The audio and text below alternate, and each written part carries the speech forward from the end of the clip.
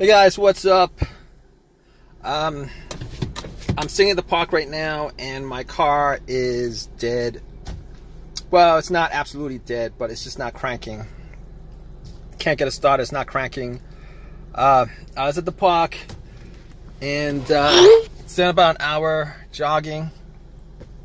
Hour and a half jogging, came back and my car's not starting. I will say that this is not my first time having this issue. I've been having this issue sporadically for like the last couple months, but lately it's been, I'd have to try more than usual to turn on. I'd have to try to start it a couple of times. I mean, last week I had to try to start this car I'd say like 7 times before it turned over, and then it worked fine afterwards. But right now it's just totally dead. Well, not totally dead. I mean, it just won't start like before. But I mean, I've tried about 20 times now to try to start up, and it's not starting at all. I've only been out for like an hour and 30 minutes. Parked my car an hour and 30 minutes. So I'm pretty sure I didn't leave the lights on. Checked and need the lights on. Even I think an hour and 30 minutes, that's not gonna kill the battery to the point where it won't start, turn over. So but I mean, that was the first thing that popped up. Dead battery. Maybe it's weak, maybe it's whatever. But I went out, turned the headlights on, and just checked to see how bright the headlights were, and the headlights were pretty bright. So I'm like, nah, it's probably not the battery, but I don't know 100% if that's the case. I didn't know 100% that was the case. So, I mean, it took me about like 5-6 minutes to get somebody to help me out, jump the car. And funny enough, there was somebody there who was just hanging around in his car, and I'm like, hey, could you help me jump my car? Got cables, and had the cables on the battery for, I said, a good 5 minutes. Not 5 minutes, I'd say like 2 minutes. Held on for 2 minutes, but that would be good enough. I mean, if you know, I mean, it would be good enough. All right, I would at least hear like a slow crank if it was the battery that was the issue. But I didn't hear anything. I tried it a couple of times, turned on, didn't hear anything but a click, which I was hearing before. Hooking up the battery, hooking up the cables to the battery, jumping it. So at that moment, I knew I was in for a bigger issue than just a battery issue, terminals or whatever. I mean, my terminals are 100% clean, so I always make sure to check the terminals to make sure if they're 100% clean if I'm having these issues. But my terminals were pretty clean, so it's not the battery. So I'm like, it's not the battery. Could it be the alternator? And just by thinking about it, it couldn't be the alternator because this car wasn't running when it decided not to start, and even in previous situations, the car wasn't, it wasn't running. When I try to, it wasn't running with the issues that I had. Normally with alternator issues, you would have a bad alternator if the car died out on you while you were driving. I mean, it could be other things, but normally alternator issues, that's it happens with the engine running, and this engine was not running at all.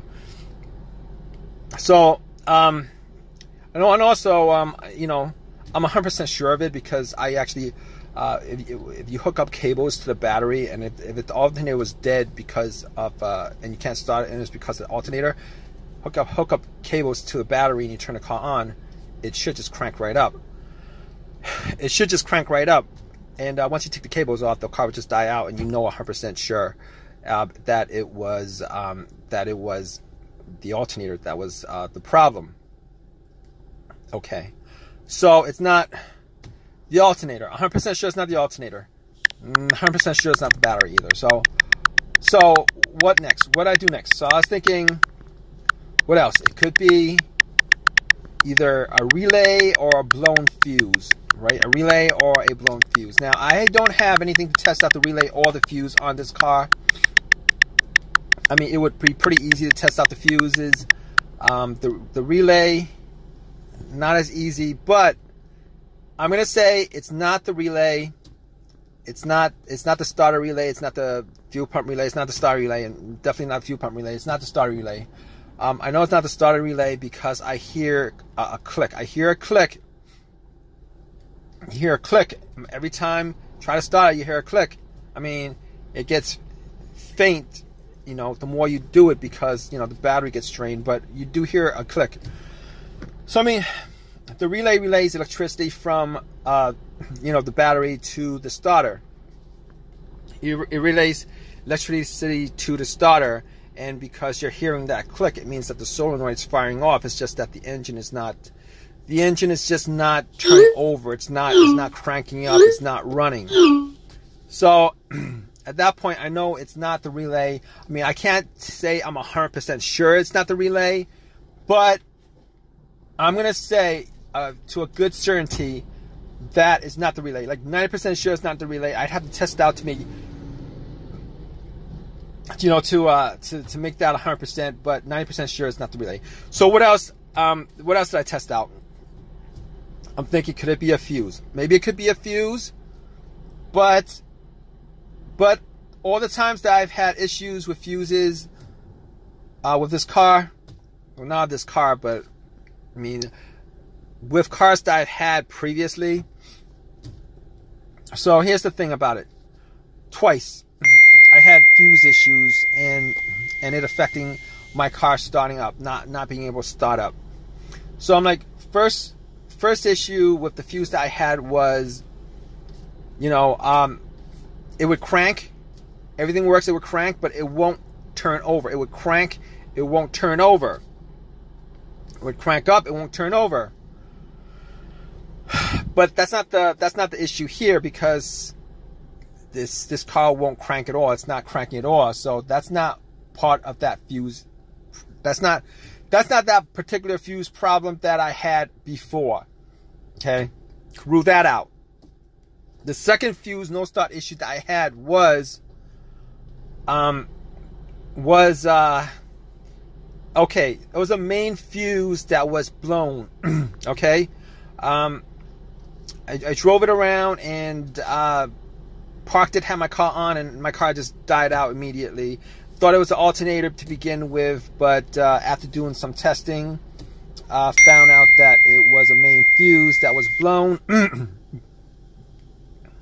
And had that, and I, you know, and that was the case because everything just, you know, nothing worked in the car. Like as if the cables were taken off the battery, nothing worked in the car. So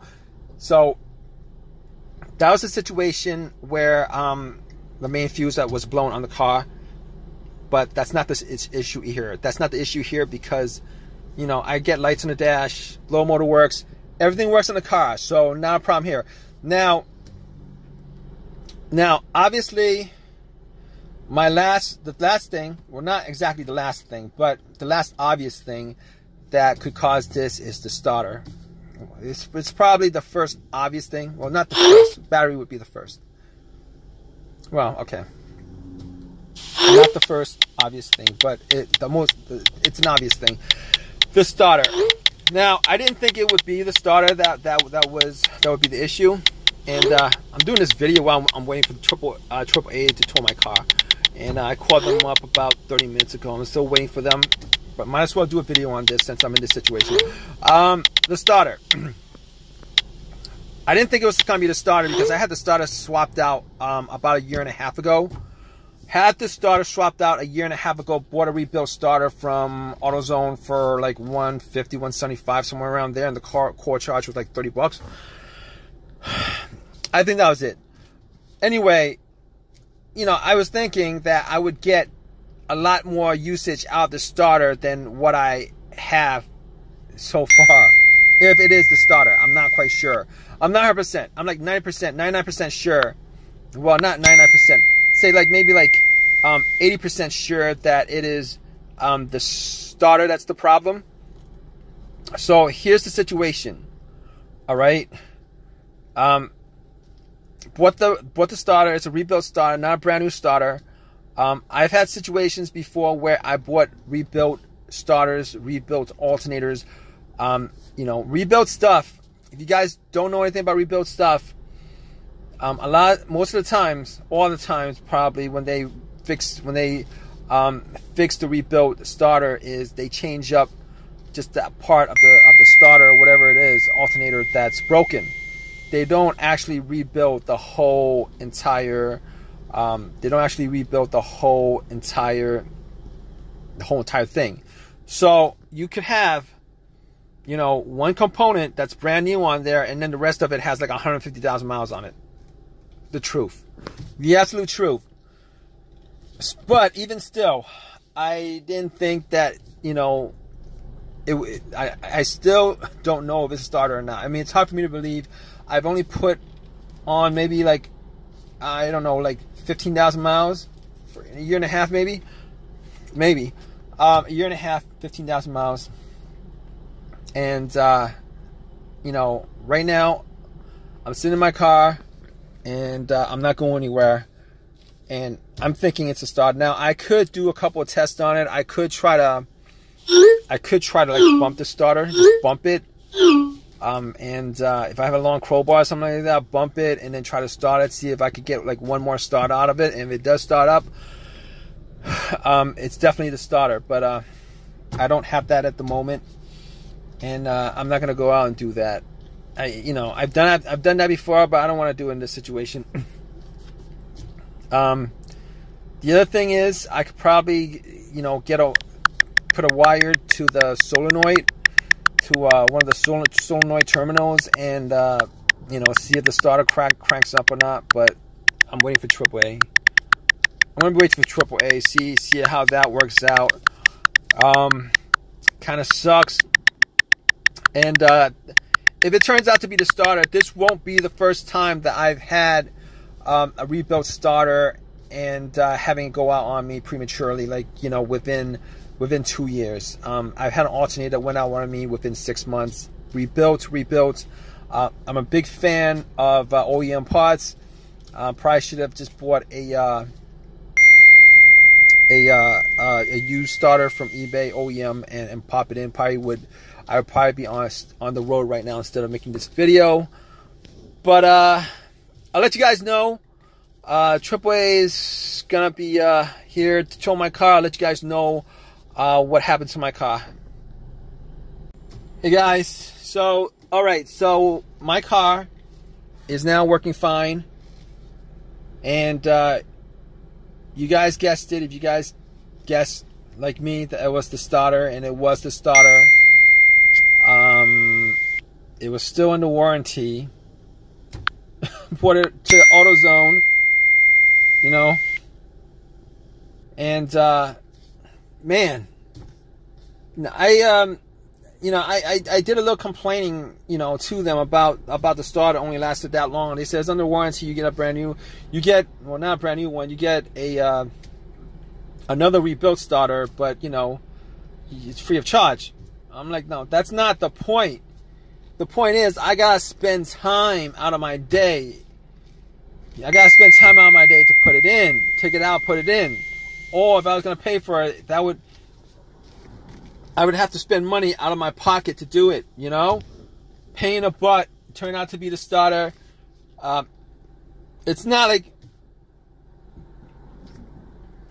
the absolute worst situation in the world, but I would rather not have situations like this come up.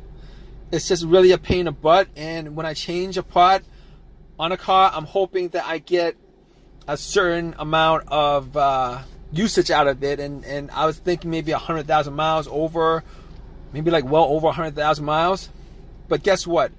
They gave me another rebuilt starter, popped it in, it works. I've got a rebuilt starter in my car. So I got a rebuilt starter in my car. All right, replaced a rebuilt starter with another rebuilt starter. Sucks. And what are you gonna do? I mean, I didn't want to spend $300 instead of getting a replacement for free. I didn't want to spend $300 out of my pocket to get, you know, a brand new one. And even the brand new ones, I've heard stories, situations where people bought brand new stuff and it goes out on them anyway. But anyway, I'm glad that situation's resolved. Really pain in the butt, frustrating, aggravating stuff that I really wish wouldn't happen. But apparently it is what it is, kind of thing. But you guys have any comments, please leave your comments in the comment section. Please give me a thumbs up. Please subscribe, guys. All right. Hope this has helped you out as far as your issues with your car. Hope hope if you do have this kind of situation that is as simple. No, not as simple, but it's not worse than that. All right, guys. Take care.